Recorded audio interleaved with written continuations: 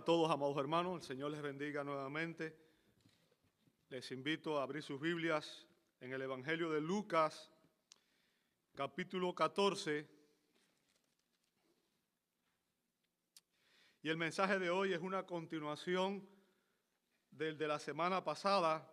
Y estamos hablando sobre el costo del discipulado, el costo de ser un discípulo del Señor Jesucristo, ¿verdad? Lucas 14, 25 al 35. Dice así la palabra de Dios.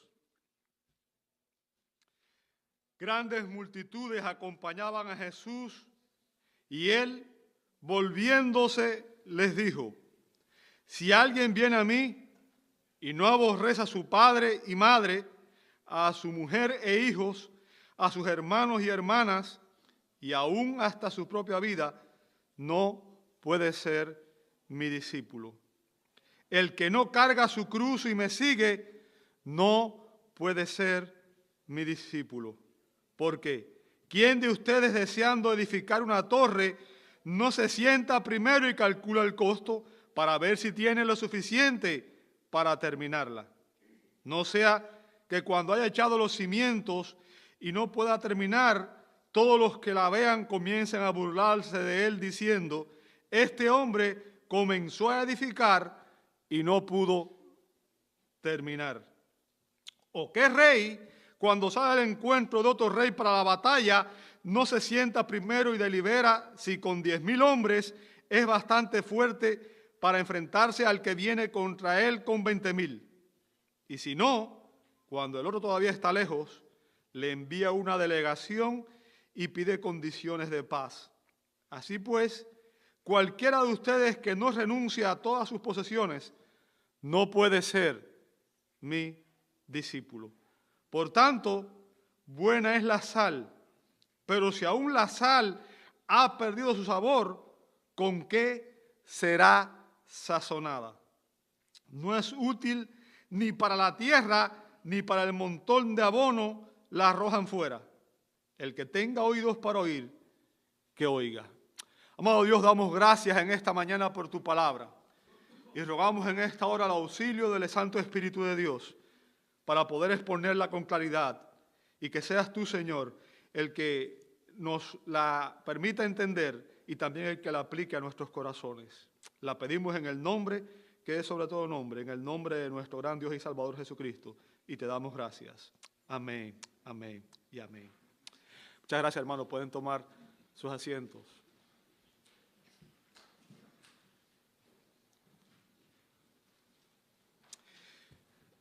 En la edición marzo-abril de una revista que se publica aquí en Estados Unidos, que se llama American Horizontes, en inglés, obviamente, estoy haciendo la traducción, ¿verdad? En el año 1993, una de las mayores denominaciones que existe en este país reveló que en el año 91, y estoy cogiendo esta cita nada más para que usted tenga una idea, ¿verdad? En el año 1991, 11,500 iglesias hicieron una especie de survey, ¿verdad? Una encuesta, y de estas 11,500 iglesias se habían obtenido un total, escuche bien la cifra, de 294,784 decisiones por Cristo. 294,784 decisiones por Cristo. O sea, personas que pasaron al frente, hicieron una oración y dijeron que habían recibido a Cristo, ¿verdad? Lamentablemente, 2 años después, en el año 1993, de esas 294,784 personas, solamente existían 14,337 que todavía asistían a esas iglesias. ¿Ok? A pesar de que estas personas habían tenido un seguimiento de parte de la iglesia, no estaban ya asistiendo unas 280,000 personas.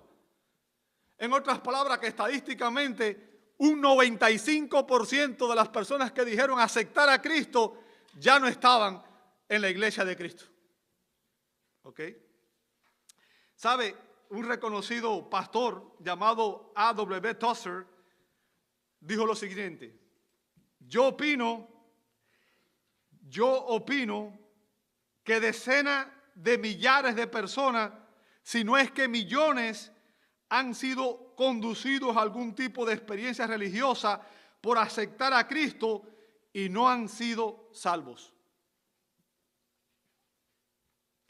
Y yo creo que mi experiencia en los años que tengo de conocer al Señor, cuando miro hacia atrás y veo que lamentablemente hay un grupo de personas, un remanente pequeño que es el que persevera, que es el que permanece, y un gran grupo de personas que viene y va, es como la ola del mar, que viene y se va, ¿verdad? Y muchas veces nosotros luchamos por entender por qué los seres queridos, por qué hermanos, familiares de cualquier tipo, que han hecho lo que se conoce hoy como una decisión por Cristo, es la manera en que se ve, ¿verdad? Una decisión por Cristo, después, aún estando en la iglesia, no tienen ningún deseo de las cosas de Dios. ¿Por qué tantas personas en las iglesias? ¿Por qué tantas personas en las iglesias muestran muy poco interés o ningún interés en servir, en participar, en involucrarse, en ser parte de? Y no hay evidencias de su fe. ¿Ok? Es intrigante para uno como líder, como pastor, y obviamente es preocupante sobre todas las cosas. El apóstol Juan dijo que no había un mayor gozo que ver a sus hijos, o sea, ver a los creyentes caminando en la verdad. No hay nada que dé más gozo a un pastor que ver a una persona que permanece, que crece en la fe y que es capaz de madurar en la fe, ¿verdad? Por tanto, el punto que quiero que usted entienda, y la pregunta que estamos respondiendo aquí en este pasaje, porque el Señor es quien da la respuesta, es: ¿qué significa ser un discípulo de Jesucristo? ¿Qué significa ser un discípulo de Jesucristo? La pregunta primordial sería, y es la pregunta que usted y yo debemos hacernos: ¿soy yo un discípulo verdadero de Jesucristo? ¿Soy yo un discípulo de Cristo? ¿Realmente soy un discípulo de Cristo? ¿Ok? Y en este pasaje de Lucas 14, 25 al 35, el Señor Jesús nos enseña 3 exigencias del verdadero discipulado cristiano. 3 exigencias del verdadero discipulado cristiano. ¿Cuáles son esas exigencias? Bueno, la semana pasada vimos que este pasaje evidencia que el verdadero discipulado exige que tengamos las prioridades correctas en los versos 25 al 26, ¿verdad? Los versos 25 al 26, tengamos las prioridades correctas. ¿Cuáles son las prioridades correctas? Bueno, Jesús exige que Él sea nuestro primer amor. Que lo amemos más a Él que incluso a nuestra familia, que incluso a nuestra propia vida. Un verdadero discípulo ama más a Jesús que a su propia familia y que a su propia vida. Esa es la prioridad número 1 de todo creyente, Cristo. ¿Ok? Cristo debe ser nuestra prioridad. Él es nuestra primera prioridad. Y Él está por encima incluso del deseo de agradar a nuestra familia o de vivir una vida tranquila, ¿verdad? Que es lo que queremos todos, pero la Biblia nos dice que si vivimos realmente el testimonio cristiano, tristemente muchas veces vamos a ser confrontados por el mundo porque el mundo está en rebeldía hacia Dios. Ahora, a partir de ahora, estamos viendo aquí, y lo que Jesús describe en estos versos, amado hermano, es el carácter del verdadero arrepentimiento y de la fe salvífica. O sea, lo que Jesús describe aquí es una persona que realmente ha tenido una relación personal con Él. Cuando una persona se arrepiente de sus pecados y entiende su condición perdida, entiende que antes de estar en Cristo era un pecador perdido e irremisible y que no había manera de salvarse y que Cristo vino a salvar y a buscar lo que se había perdido. Y entiende que aparte de Cristo no hay esperanza, no hay salvación, no hay reino futuro. cuando una persona entiende esto y cuando una persona realmente recibe a Cristo por la fe y Dios viene a ser el reino, el centro de su vida, cuando una persona realmente recibe a Cristo como su Salvador y como su Señor, hay una transformación. Dice la Escritura en 2 Corintios 5:17, si alguno está en Cristo, es una nueva criatura. O sea, hay una nueva naturaleza en nosotros que es la que nos permite vivir el estilo de vida cristiano. Nadie puede vivir el estilo cristiano en sus propias fuerzas, en sus propias habilidades. Tiene que Dios morar en nosotros para que nosotros podamos vivir la vida cristiana. Ahora, aparte de tener una prioridad correcta, un verdadero discípulo de Cristo debe tener una perspectiva correcta. Y es lo que vamos a ver el día de hoy, ¿verdad? Los versos 27 al 32. Versos 27 al 32 dice el Señor Jesús, verso 27, el que no carga su cruz y me sigue, nuevamente, fíjense que Jesús empieza todo esto con una negación. No puede ser mi discípulo. O sea, Jesús está diciendo aquí cuáles son los requisitos del discipulado cristiano. Y recuerde que dijimos que todo creyente es un discípulo de Cristo. Todo creyente es un discípulo de Cristo. Esa dicotomía de que existen creyente y discípulo no es bíblica. Bien. El que no carga su cruz y me sigue no puede ser mi discípulo. Recuerden, ¿quién está hablando aquí? Es el Señor Jesús. No soy yo. Quien dijo eso fue Él. Es su palabra. Es Él hablándonos a nosotros. ¿Verdad? Ahora, la pregunta que usted y yo debemos hacernos aquí ahora es, ¿qué significarían estas palabras en aquel contexto? ¿Qué significaría esto que Jesús dijo en el contexto en que lo dijo? A las personas que lo oyeron por primera vez. A las personas que estaban, a las multitudes, como vemos aquí, que lo estaban siguiendo. ¿Qué entendieron ellos cuando Jesús pronunció estas palabras? El que no carga su cruz y me sigue, no puede ser mi discípulo. ¿A qué se refería Jesús? Bueno, obviamente las multitudes que lo seguían estaban muy relacionadas con el método cruel de crucifixión que practicaban los romanos. Porque era algo que el gobierno romano se encargaba de pasar al condenado a muerte por la ciudad para que la gente lo viera. Se convertía en un espectáculo público. Todo el mundo veía, cuando alguien iba a ser condenado, tenía que pasar cargando el madero por la ciudad para que la gente hiciera burla de él. Era una práctica común. Cada vez que pasaba una persona con un madero, todo el mundo sabía en lo que iba a terminar.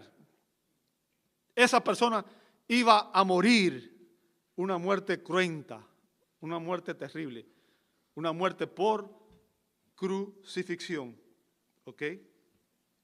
La muerte por crucifixión, obviamente, era una de las maneras más terribles, más dolorosas de ejecución posible. Por tanto, en aquel contexto, para la audiencia judía a la que Jesús le estaba hablando, la cruz era un símbolo de rechazo, de humillación y de muerte. Rechazo, humillación y muerte. Fíjense, el Señor Jesucristo, a pesar de que Él fue perfecto y sin pecado, a pesar de que Él fue santo, Él vino a morir como nuestro sustituto.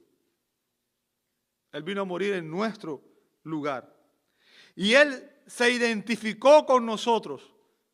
¿Qué significa? Él no necesitaba bautizarse. ¿Por qué? Porque el bautismo es un símbolo de arrepentimiento y nueva vida, ¿cierto?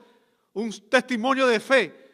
Pero Cristo no necesitaba bautizarse, sin embargo Él lo hizo. ¿Por qué? Porque Él se estaba identificando con nosotros.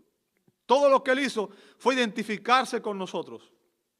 Él vivió una vida perfecta y sin pecado para que a través de su vida y su muerte Él pudiera rescatarnos del pecado a nosotros. Esa fue su misión, el propósito por el cual Él vino. Él lo dijo, yo he venido a buscar y a salvar lo que se había perdido. Por tanto, y estos otros significados del discipulado, ¿qué significa ser un discípulo de Cristo? Cuando una persona dice, yo me identifico con Cristo, ¿qué significa? ¿Qué simbolismo tiene eso? ¿Ok? Ser un discípulo de Cristo significa que así como Él se identificó conmigo, ahora yo me identifico con Él.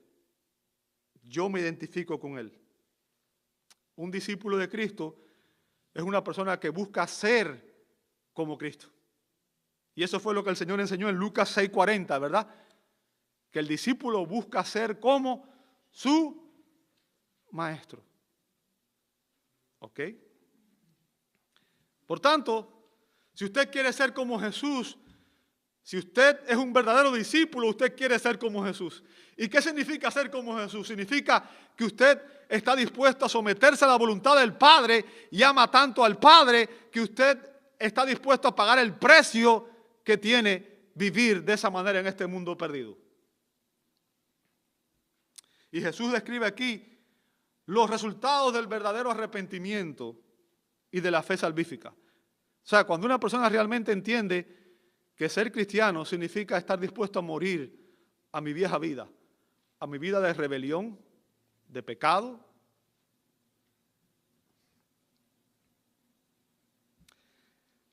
Los verdaderos discípulos, amados hermanos, estarán dispuestos a compartir el destino de Jesús, de ser rechazados, perseguidos y aún martirizados por amor al Señor. El apóstol Pablo oró de la siguiente manera en Filipenses 3, 9 al 11.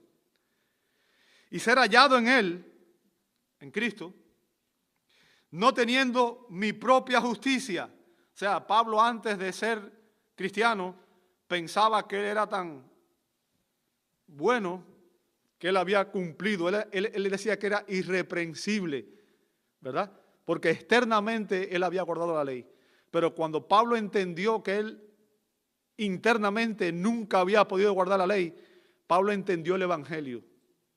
El Evangelio es un cambio de corazón. Dios nos cambia adentro para que nosotros podamos vivir el estilo de vida cristiano. En otras palabras, no se trata de un cambio de afuera hacia adentro, sino es un cambio de adentro hacia afuera. Lo que Dios cambia es nuestro corazón para que entonces nosotros podamos comportarnos como cristianos. No se trata de cambiar externamente, no se trata de rito, no se trata de algo externo, se trata de algo interno. A menos que un corazón haya sido transformado, nunca se podrá vivir como cristiano. ¿Ok? Dice Pablo aquí, no teniendo mi propia justicia derivada de la ley. O sea, Pablo sabía que ya no podía obedecer la ley, sino la que es por la fe en Cristo. O sea, eso es lo que significa ser cristiano. Significa que yo reconozco que yo no tengo ningún mérito para llegar a la presencia de Dios y que hay un solo camino para llegar a Dios, que es Cristo. Es Cristo. Hay un solo Dios y un solo mediador entre Dios y los hombres. Es Jesucristo. No es la iglesia, no es el pastor humano, no es el líder, no es ningún hombre, es Cristo. Y si tú no estás en Cristo, no tienes una relación con Dios. Aunque vengas a la iglesia. Venir a la iglesia no te convierte en cristiano. Lo que te convierte en cristiano es que tú tienes una relación con Cristo. Obviamente, la iglesia es el plan de Dios, porque en la iglesia es que se predica la palabra, que juntos nos exhortamos unos a otros, y es la manera en que Dios ha establecido para que nos ayudemos a crecer, pero al final de cuentas el centro de nuestra vida debe ser Cristo.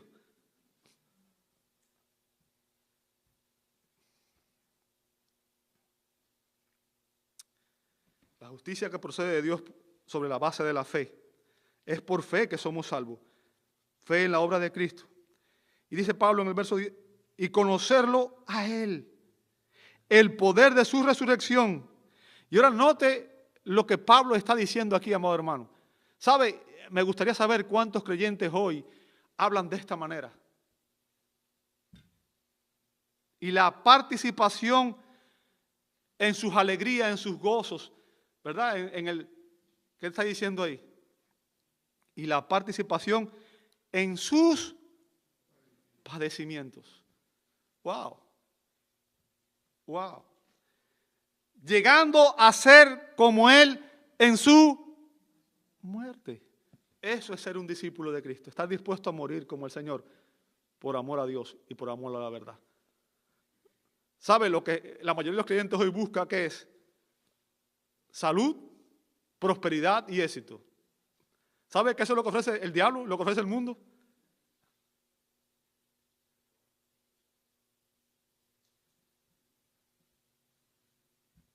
¿Estamos dispuestos como discípulos de Cristo a padecer por Cristo? ¿A dar incluso nuestra propia vida por Cristo? ¿A ser como Él en su muerte? A fin de llegar a la resurrección de entre los muertos. ¿Sabe? La fe en Cristo es la base de nuestra salvación y la base de nuestra comunión con Dios. Cuando una persona recibe a Jesucristo por la fe, Dios nos imputa, Dios nos acredita la perfecta justicia de Cristo. Y obviamente nuestro anhelo debe ser tener un mayor conocimiento de Él, ¿verdad? Porque una persona cuando recibe a Cristo por la fe se convierte y es un niño espiritualmente hablando. Pero obviamente la idea es que usted debe madurar y llegar a ser una persona que tenga una semejanza con Cristo. Porque el objetivo de Dios es que toda persona que Él salva, su propósito es moldearlo a su imagen, a la imagen de su Hijo. Hacerlo más como Él y menos como nosotros. Ser más como Cristo. ¿Ok? Y nuestro anhelo debe ser tener un mayor conocimiento de Él y una intimidad más profunda con Él. Como el apóstol Pablo, los discípulos de Cristo debemos estar dispuestos a participar en sus padecimientos. Y entiéndame, yo sé que muchas veces no resulta fácil.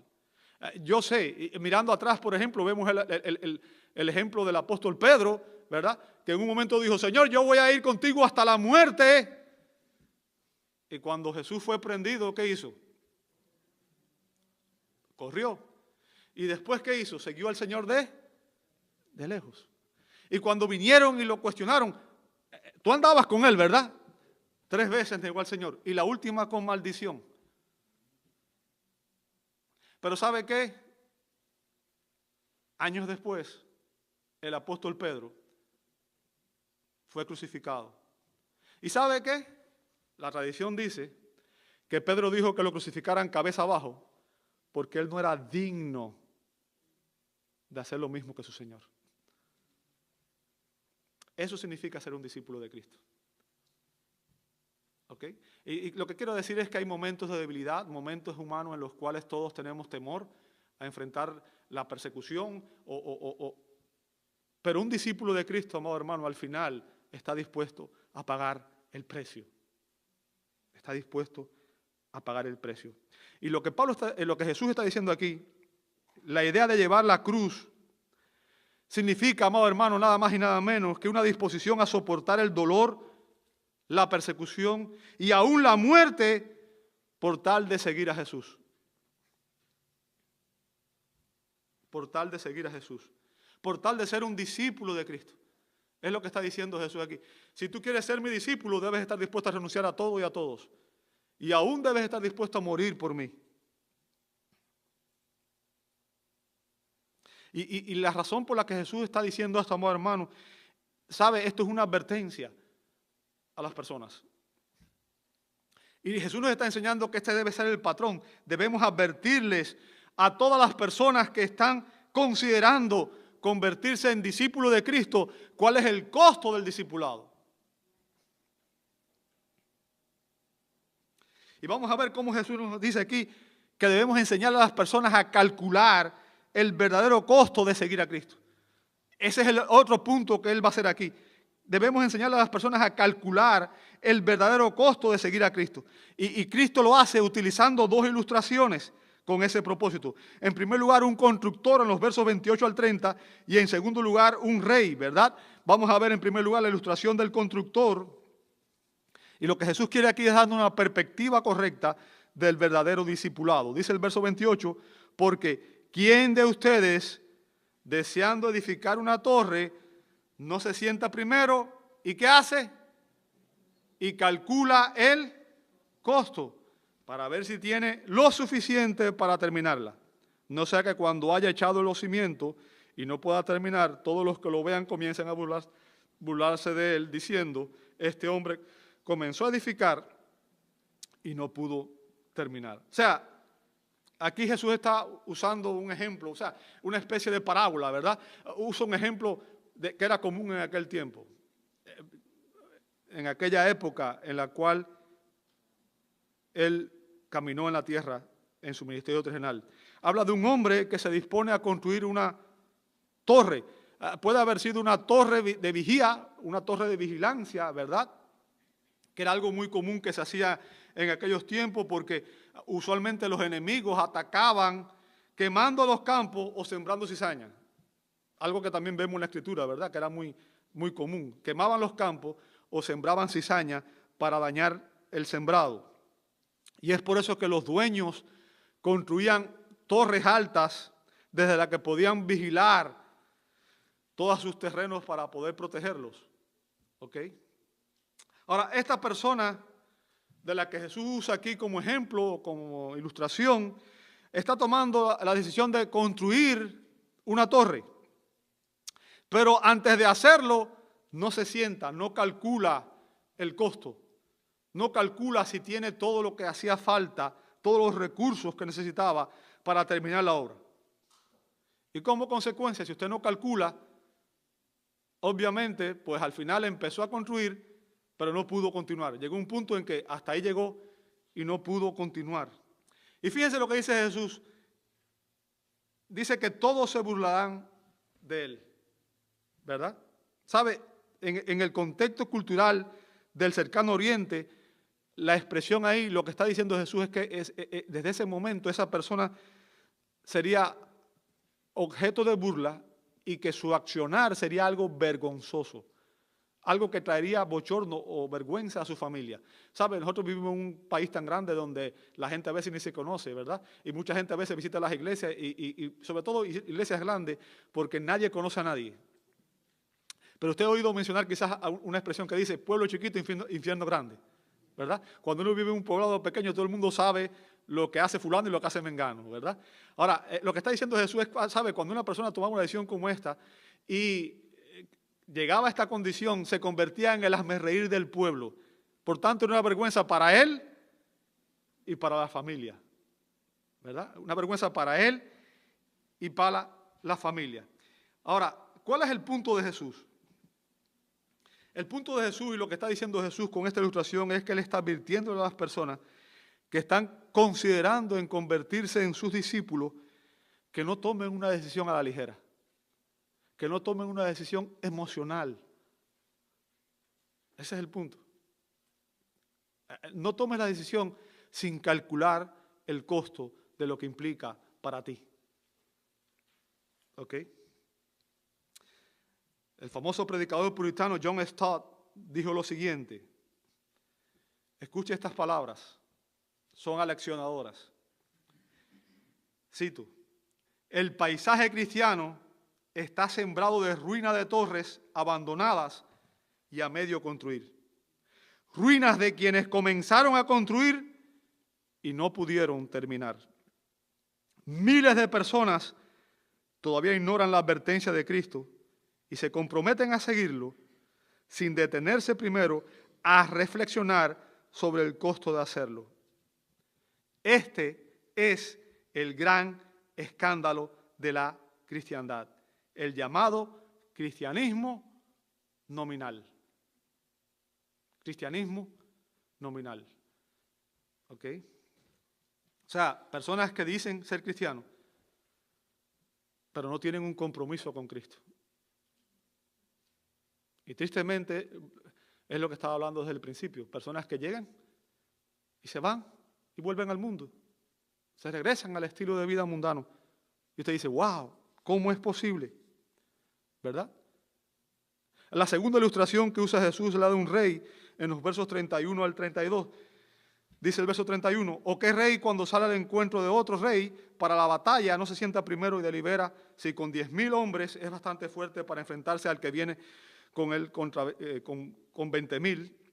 Verso 32, y si no, cuando el otro todavía está lejos, le envía una delegación y pide condiciones de paz.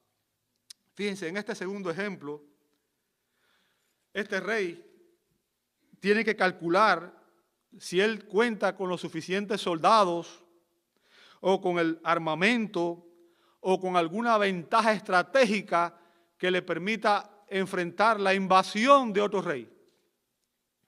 A diferencia del otro caso, en el otro caso el hombre toma la decisión pero sin nada externo que lo influya. En este caso el rey no tiene otra opción porque alguien está invadiendo su reino. Tiene que defenderse o tiene que tomar la decisión de proteger su reino, ¿verdad? Ahora, obviamente un ejército inferior puede hacer resistencia a un ejército mayor. Ustedes, no sé si, a mí me encanta leer, y yo hace años, no sé cuánto han leído la batalla de las Termópilas, ¿verdad? Y cuánto han leído, por ejemplo, cómo los griegos hicieron, el ejército griego con solo 300 hombres fue capaz de detener a un ejército de más de 20.000 hombres, ¿verdad? Y uno dice, wow, Jesús está enseñándonos aquí que debemos calcular el verdadero costo para poder saber la decisión que vamos a tomar es la correcta o no. ¿Ok? Jesús está diciendo que antes de tomar una decisión, no solamente el rey, nosotros también debíamos sentarnos y evaluar la decisión que estamos por tomar. Obviamente, amado hermano, esto es un consejo sabio que debemos aplicarlo en todas las áreas de nuestra vida, ¿cierto? No sé usted, pero debo reconocer que muchas veces, sobre todo mientras era más joven, me metí en muchos problemas y fue porque hice cosas sin calcular el costo, ¿verdad? Calcular el costo. Y sabe, este consejo sigue siendo muy aplicable hoy. Usted ve, por ejemplo, viene casi un fin de año y inicia un nuevo año, y usted sabe, la mayoría de las personas cuando inicia un nuevo año hacen resoluciones de año nuevo. Y usted ve que mucha gente dice, voy a hacer ejercicio a partir de ahora, y se inscriben en un gimnasio, ¿verdad? Y las estadísticas dicen que de las personas que se inscriben en un gimnasio, más del 90% renuncia a los 3 meses. O sea, no calculan el costo. El punto que estoy tratando de hacerle es que en la vida uno tiene que tomar decisiones. Y mientras más importantes las decisiones, mucho más debemos evaluar si estamos dispuestos a pagar el costo o no. ¿Ok? Debemos evaluar cuidadosamente todas las implicaciones que tiene la decisión que estamos tomando. Y lo que Jesús nos está diciendo aquí, amado hermano, es que antes de decidirnos a convertirnos en uno de sus discípulos, debemos evaluar el costo y debemos decidir si realmente estamos dispuestos a seguirlo y a pagar ese costo. ¿Ok?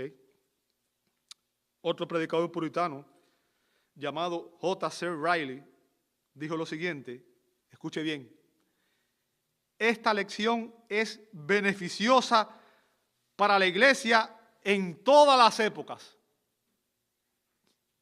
Déjeme decirle, si ha habido un grupo de predicadores a lo largo de la historia que han sido fervientes en la enseñanza de la palabra y fieles en la enseñanza de la palabra, han sido los puritanos. ¿Ok?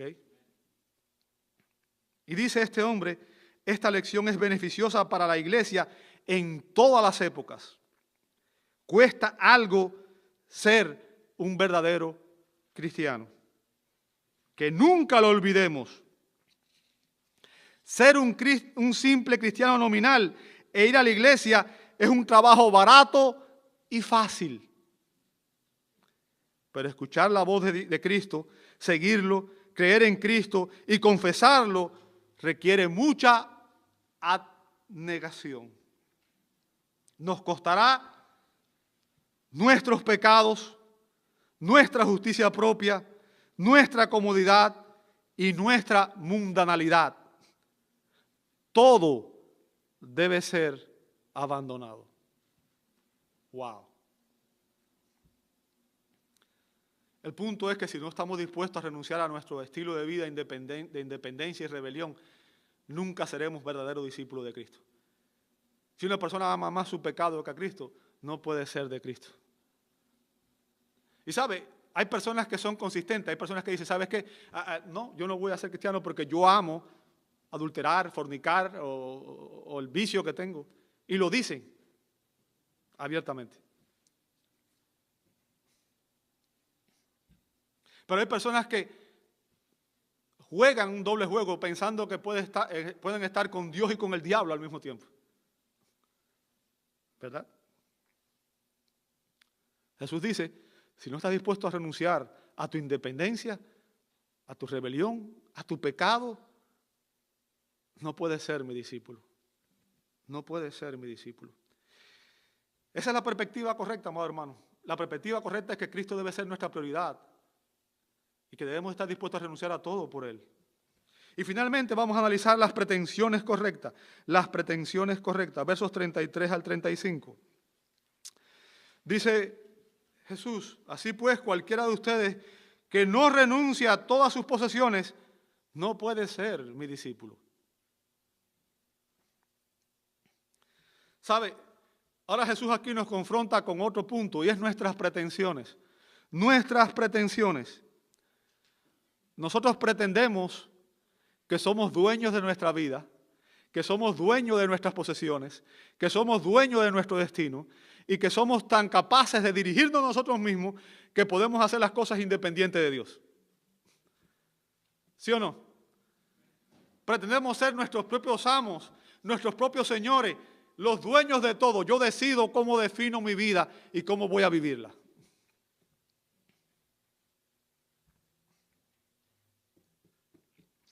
Nosotros pretendemos ser dueños de nuestras vidas y de las cosas materiales.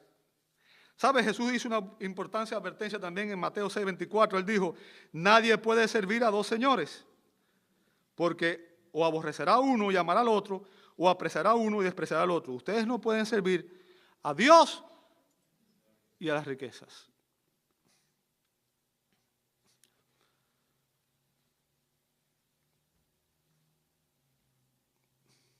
Ser discípulo de Jesucristo significa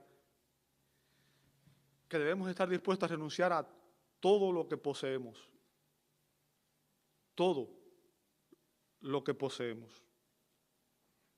Ahora, cuando yo digo esto, estoy seguro que usted dirá, bueno, ¿qué significa? Que tengo que ir y desprenderme de todo, dejar, como hicieron en la iglesia primitiva, ¿verdad? Vender mi carro, vender mi casa, venderlo todo y dárselo por ahí y quedarme yo sin nada. ¿Qué significa que debemos renunciar a nuestras posesiones?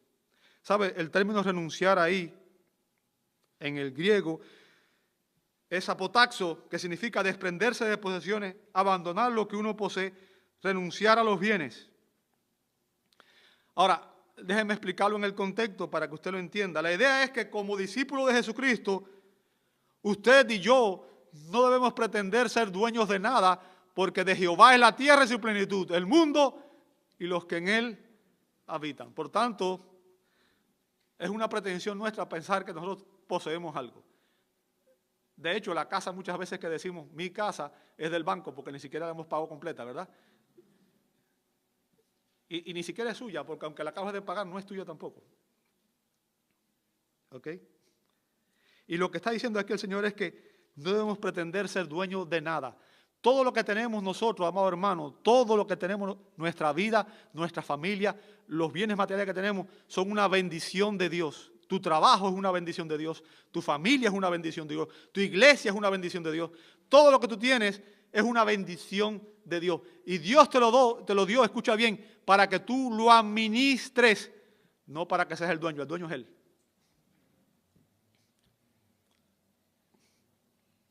Cuando tú pretendes ser el dueño, le estás robando a Dios la gloria, el lugar que le corresponde como Señor de tu vida. ¿Ok? Dios te da tu tiempo, tus talentos y tus tesoros para que tú lo administres de una manera sabia. Y tú demuestres con tus acciones que Él es tu prioridad, que realmente Él ocupa un lugar primordial en tu vida. Y lo que Jesús está diciendo aquí, amado hermano, es que un discípulo de Jesús debe estar dispuesto a desprenderse de todas sus posesiones, si hiciera falta. ¿Verdad? Y recuerda el ejemplo del joven rico que se acercó a Jesús y le dijo, ¿qué debo hacer para heredar la vida eterna? Jesús le dijo, cumple los mandamientos. ¿Qué mandamientos? Bueno, fíjense que Jesús ni siquiera escogió los primeros mandamientos, ¿verdad? Que tienen relación con Dios, sino que escogió de la segunda lista de mandamientos que tiene relación, no adulterarás, no mentirás, no. Todo esto lo he cumplido. Pero sabe que Jesús era omnisciente, vio el corazón de este joven y le dijo, una cosa te falta, anda, vende todo lo que tiene y dale a los pobres. Porque sabía que era un hombre muy rico y sabía que su ídolo eran las posesiones materiales. Y cuando Jesús le pidió, vende todo lo que tienes, este joven no estuvo dispuesto a desprenderse, no estuvo dispuesto a renunciar y se fue muy triste. Se fue muy triste.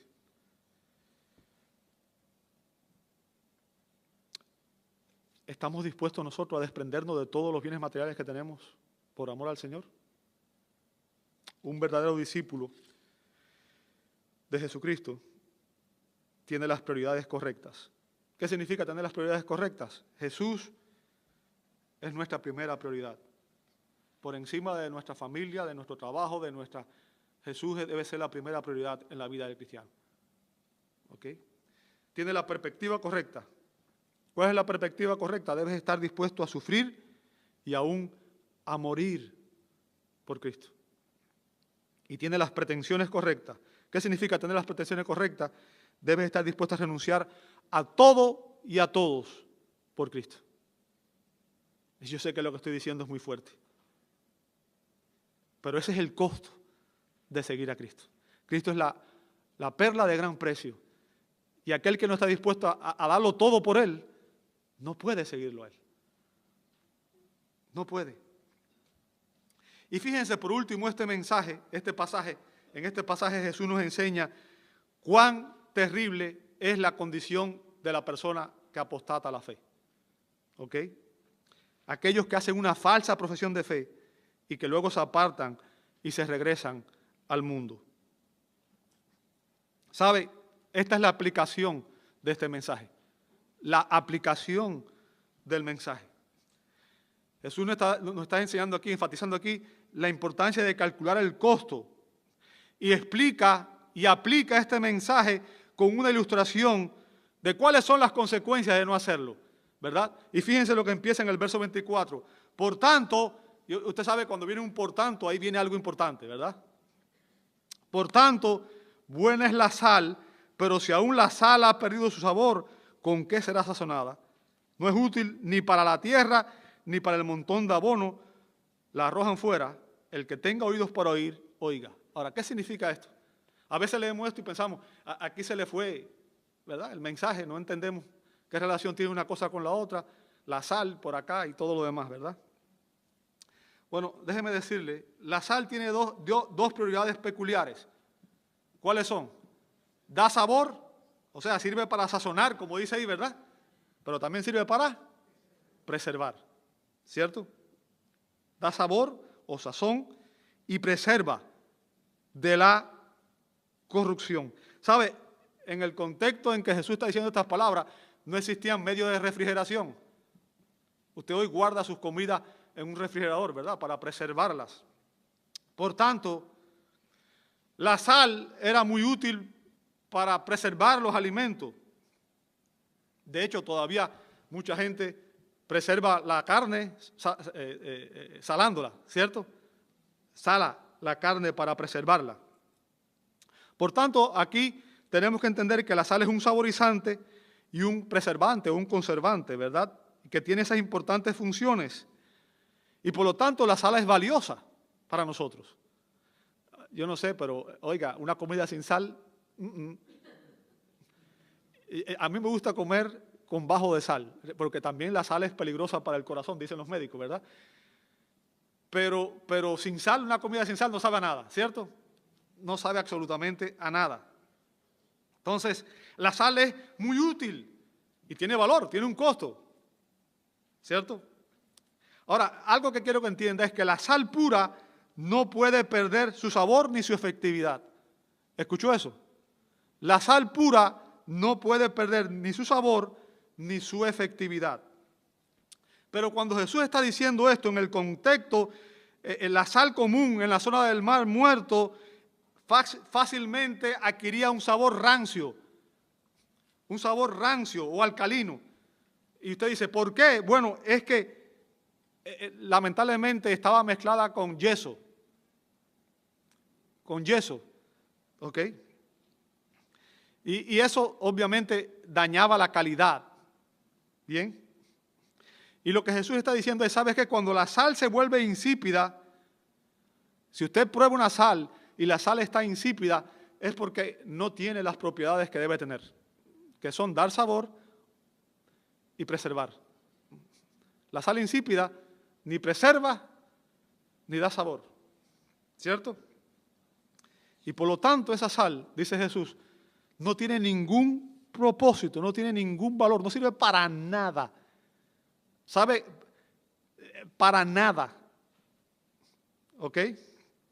Porque en aquel contexto, aunque la sal era utilizada también como fertilizante, porque la sal marchitaba las hierbas malas, ¿verdad? Y también servía para mejorar el suelo a un nivel más profundo. Cuando la sal perdía sus propiedades, se consideraba que era totalmente inútil y por tanto era descartada por completo. No servía para más nada, no tenía ninguna otra utilidad, no tenía ningún valor. No sirve para nada, ¿sabe? Ahora, ¿cuál es la aplicación de esto? Porque Jesús está diciendo esto con un propósito y lo está aplicando a la enseñanza del costo del discipulado. Jesús está diciéndole a los que desean ser sus discípulos, nuevamente, que no tomen una decisión emocional, que calculen el costo y que evalúen primero si realmente ellos están dispuestos a pagarlo. ¿Por qué? Jesús sabía que muchas personas en la multitud que lo seguía no tenían una relación personal con él. Simplemente sentían admiración o estaban buscando el éxito o estaban buscando a alguien que los alimentara, ¿verdad? Porque Él multiplicó los panes y los peces y le dio la multitud y estaban buscando que Jesús llegara y se convirtiera y fuera un reino, establecer un reino humano y buscaban tener éxito en ese reino y buscaban riqueza, poder, estaban buscando las bendiciones de Dios y no al Dios de las bendiciones. Y que cuando fueran confrontados con la verdad se iban a apartar, como vimos la semana pasada en Juan 6:66, que Jesús predicó un sermón y cuando terminó de predicar, dice que muchos de sus discípulos se apartaron y ya no andaban con él. ¿Por qué? Porque no estuvieron dispuestos a creer sus palabras. Y lo que Jesús está diciendo aquí, amor hermano, es que aquellos que no están dispuestos a pagar el precio van a ser inútiles para Él. Van a ser inútiles para Él. ¿A qué me refiero? ¿Sabe? Jesús dijo en Mateo 5:13 a sus discípulos, ustedes son la sal de la tierra, pero si la sal se ha vuelto insípida, ¿con qué será salada otra vez? Note lo que dice a continuación, ya no sirve para, sino para ser echada afuera y pisoteada. Ahora, ¿qué significa esto para usted y para mí, amado hermano? ¿Qué significa esto para usted y para mí? Nuestra función como iglesia, escuche bien lo que voy a decir, nuestra función como iglesia es preservar y proclamar la verdad de Dios. Hello. Nuestra función como iglesia es preservar y proclamar la verdad de Dios. Predicar y obedecer el Evangelio de Dios, que es el único que tiene poder para transformar el corazón de los pecadores. Y de ese modo, al predicar con nuestras lenguas y con nuestros testimonios el Evangelio de Dios, nosotros estamos dándole sabor a esta vida y estamos preservando, ¿verdad?, la sociedad en la que vivimos, de la corrupción terrible en la que se encuentra. Usted y yo debemos ser el elemento preservador. Debemos ser los que defiendan la justicia, la rectitud, la verdad ante un mundo que está corrupto por el pecado. Cristo dejó su iglesia para que sea sal y luz, para que proclamemos su verdad, para que vivamos su verdad. De tal manera que nosotros cambiemos el mundo y no seamos cambiados por el mundo. Los discípulos del primer siglo, si usted lee el libro de los Hechos, usted va a ver que la iglesia transformó la ciudad. Tristemente hoy es el mundo el que está transformando las iglesias. Y las iglesias quieren ser más como el mundo y menos como Cristo. Ahora, el punto de Jesús, escuche bien lo que estoy diciendo, amado hermano, porque esto es crítico. El punto es que si usted y yo como creyentes no servimos para cumplir esa función, no tenemos ningún valor para Él.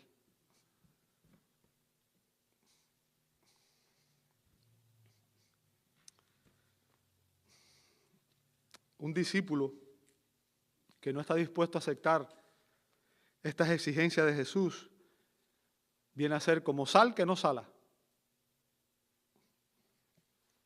Y sabe, la expresión que usa él aquí, la arrojan fuera, alude al hecho de que esta persona está expuesta a ser condenada en el juicio final. Y lo que está indicando es la terrible condición de aquellas personas que han hecho una falsa profesión de fe, que pueden estar en una iglesia, escuchando el mensaje del Evangelio, escuchando la palabra de Dios, pero sin un compromiso genuino con Cristo. Y lo que está diciendo es que terminarán en el infierno. Jesús concluye diciendo, el que tenga oídos para oír, que oiga. ¿Sabe? Esta es una expresión coloquial y es como una especie de un llamado de alerta, un llamado de atención, ¿verdad? ¿Cuál es el punto aquí? El punto es que si tú escuchaste este mensaje y tú entendiste este mensaje, te examines a ti mismo. Como dice Pablo, examinaos a vosotros mismos si estáis en la fe, que Cristo está en ustedes. Hay evidencia en mi vida de que yo estoy realmente caminando con Cristo, de que Cristo está en mí. Hay transformación, hay una santificación que Dios está obrando en mi vida.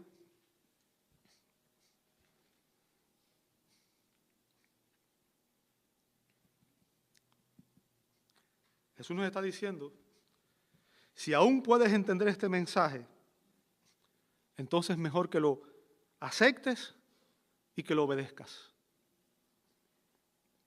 Porque puede llegar el día en que oyendo con tus oídos físicos, ya no escuches con tus oídos espirituales. Esta es una advertencia solemne y un recordatorio de que nadie está en un mayor peligro, amado hermano, que un falso creyente. Que un falso creyente. El autor de Hebreos dice en Hebreos 6, 4 al 6 dice, porque en el caso de los que fueron una vez iluminados, que probaron el don de celestial y fueron hechos partícipes del Espíritu Santo, que gustaron la buena palabra de Dios y los poderes de este siglo, pero después cayeron, es imposible renovarlo. Fíjense, es imposible renovarlo otra vez para arrepentimiento, pues que de nuevo crucifican para sí mismos al Hijo de Dios y lo exponen a la ignominia pública. O sea, está hablando de personas que hicieron una falsa profesión de fe, pero que realmente nunca tuvieron un compromiso real con Jesús. Y que estuvieron en la iglesia, o que todavía están en la iglesia, pero realmente no hay una transformación genuina. Están siendo expuestas a la palabra de Dios. Están siendo expuestas a la verdad.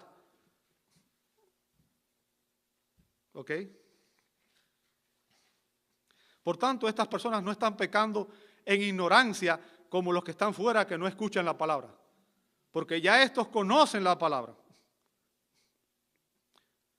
O sea, estas personas después se alejan de Cristo, pero ya con los ojos abiertos. Vieron, oyeron, conocen. Por tanto, están pecando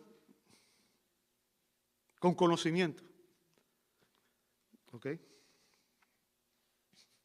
Y puede llegar un punto en que Dios los entregue como dice la Escritura en Romanos 1, a una mente reprobada.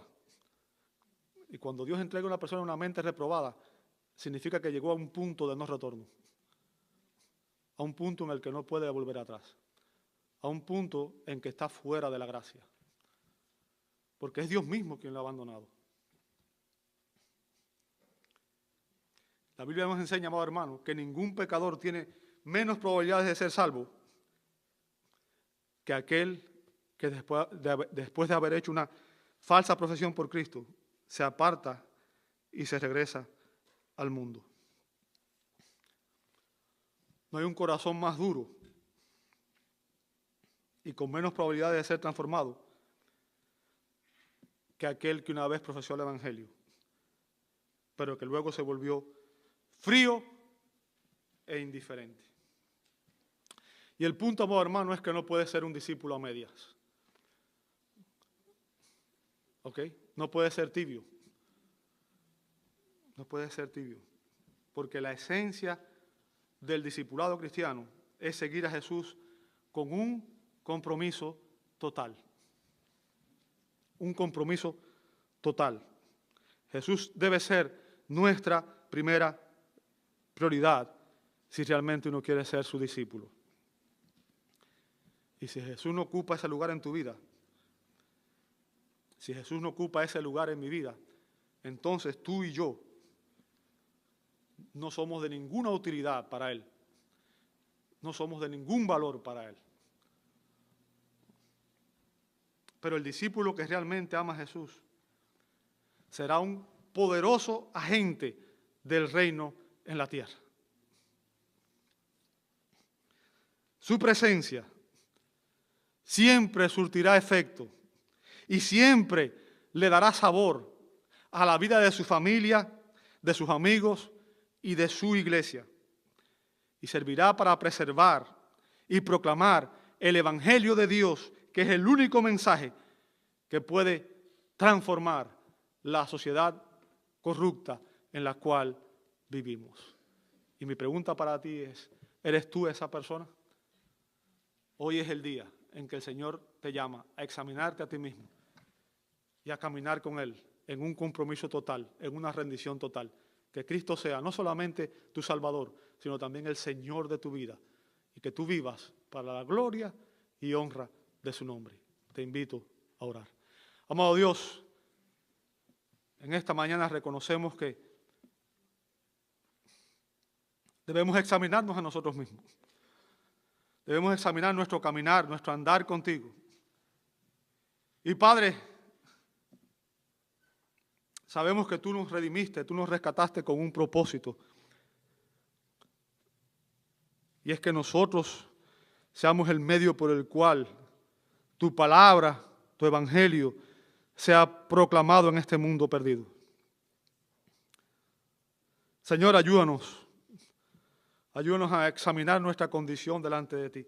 Padre, pero que no lo hagamos en nuestros propios términos, que no lo hagamos por gloria humana o porque nosotros estamos buscando, sino porque realmente entendemos quién eres tú y realmente entendemos cuál era nuestra condición sin ti. Ayúdanos, Señor, para que realmente podamos tener una relación personal contigo, una relación conforme a tu voluntad. Que Cristo sea nuestro único Señor y Salvador y que estemos dispuestos a rendir a Él absolutamente todo en nuestra vida.